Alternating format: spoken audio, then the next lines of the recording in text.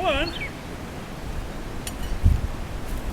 And they're getting fed right now and going to it right away. Okay, this one I'm going to take the inner cover out and turn it over because I've got it upside down. Lift the other cover, outer cover. There's lots of bees in there. So, take that off.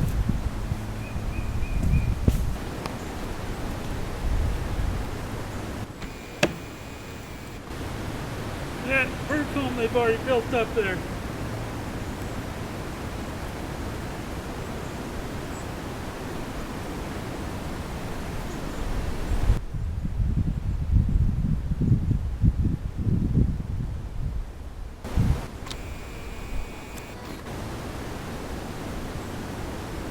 Did that since yesterday.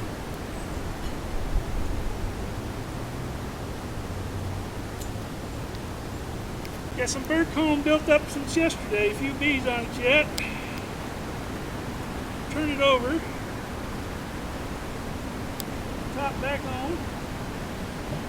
Hopefully not smash too many bees. Yep.